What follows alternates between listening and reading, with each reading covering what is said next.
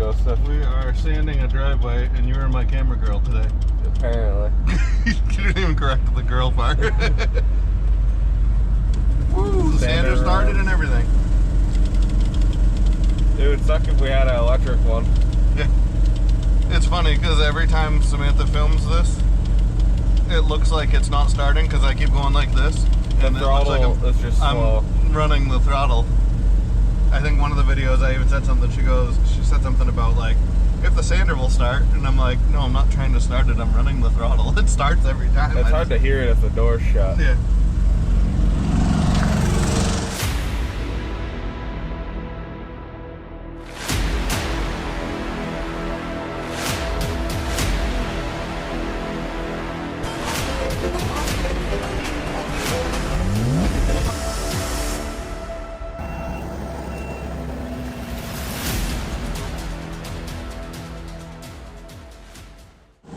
Now if the Bobcat starts, she fires right up. Oh, every time. You just go hold the glow plugs for 5 minutes. Old girl's a champ. Fire right up.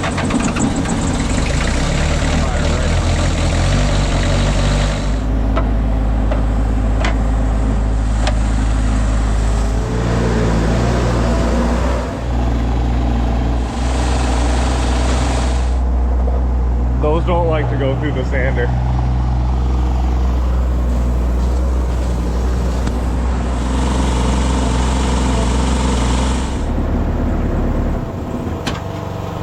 think it's almost time to haul in another load of sand.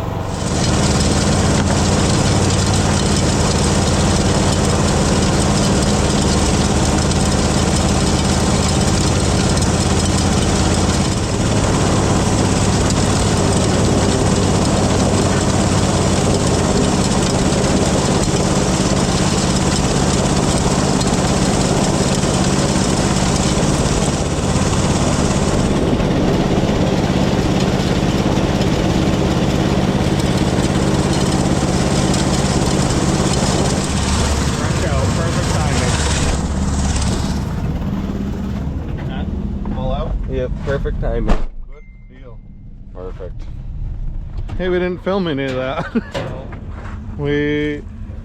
I think I've had a bit of a issue with the throttle on this for a while, because I felt like, I didn't know if it was just in my head or the rocker switch on the controller seemed like if I like wiggled it around it would work, but sometimes it wouldn't work. So we tested the little servo doodad in there, and that was doing what it was supposed to do, and it'd go down but it wouldn't go up. So we tore into the control box and checked a few things in there, and I said, you know what, I feel like it's the switch. And then I said, you know what, I think I have a switch in the container. I don't remember what I bought it for, but I remembered I bought it. I bought it and another switch, but this one was like center is off and then momentary contact, rocked up, rocked down, because that's throttle up, throttle down. Happen to have a brand new switch, direct switched right into the box, and throttle works perfectly now. So we just got that dialed back in, the idle tuned in, and the thing's back to running perfect and working perfect. Actually better than it has been, because now that I see how well it works, that switch had to have been getting worn for a while. But so yeah, we got that switched out just in the nick of time to possibly put that sander in this truck. I don't know, I love the Western Tornado, but this old gas stainless has just been like a workhorse. I've got it dialed of how I spread it, how much material I use to spread it. I kind of wish that I would leave this set in a truck and put the poly in something else until I was familiar with the poly. Yeah, because I was going to put the poly in that truck, but that would require pulling the fuel cell in the toolbox. Well, I was going to put the poly in that's what I bought it for, but then I decided I'm still not going to plow and sand with this truck. The new trend anyway is just drop your tailgate and throw your sander in stuff. Oh yeah, I don't know, guys. I've seen too many people doing that. Tailgate down, sander hanging off the back. That seems like a lot of weight back where it shouldn't be. I don't know. You tell me in the comments if you'd do that. I know I have in the past. I've told Harvey the story 100 times. We had like a bit of an ice storm, and I was working for the road agent in the town I grew up in. And I had a big lifted Super Duty with like brand new mud tires that happened to go really well in the snow and ice for some reason. And he had an old steel stander, so we slapped it in my truck, and I went out and helped start salting the roads, sanding the roads, and like it was the billy goat of the crew that storm. For some reason it just went everywhere, but it was an 8-foot sander and a 6.5-foot bed with the tailgate down. Maybe that was the key. I don't know. And I didn't have a plow or anything, so but anyway, yeah, I don't know what TSLs are the supposed to figure that out. Yeah, they were Super Swamper TSLs, well, LTBs, but yeah. TSL, LTB, whatever. All the numbers and letters. Yeah, and all the other things. They were Super Swampers. They were mud tires, straight mud tires. But anyway, we are off. That thing is warming up. We got to go grab the loader that's smaller than that one. Bring it back to do some loadering.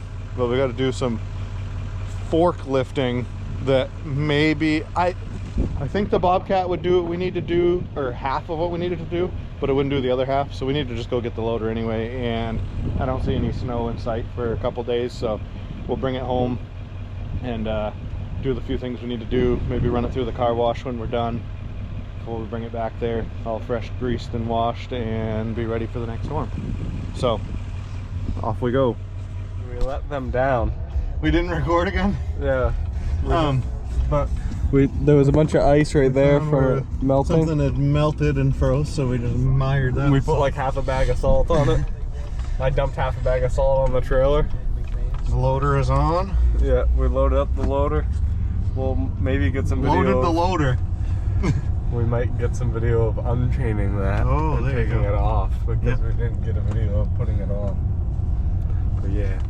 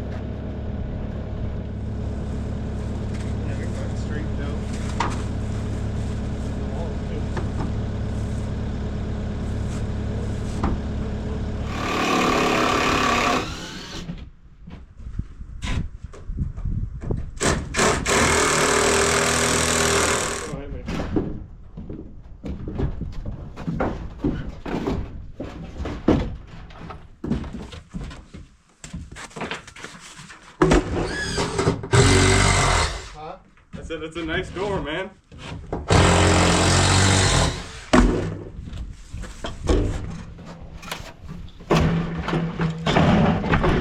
Not the GoPro.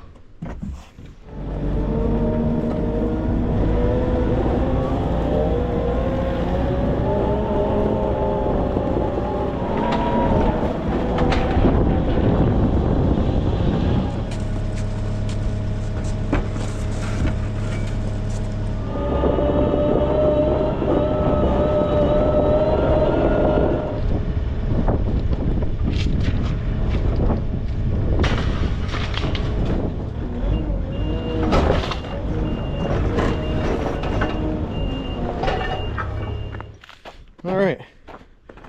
Well, I'm not sure where we left off recording. I think it was when we were tearing stuff apart in here. So, as I was saying, before the last GoPro battery rudely interrupted me and died, I'm not sure where we left off. I think we were videoing when we were taking all this stuff out of here and un-chicken cooping it. And then we kind of patched up the door that had... I need to make new doors, but patched it up to make it usable. And we got Harley, dirt bike, dirt bike, dirt bike, electric dirt bike, pedal bike, in here. Ramps. Got them in here. Ideally, in the spring, when this settles and does whatever it's going to do, I'm going to drop a piece of flashing or metal on the front of there, and I'm going to just do a nice hard pack dirt.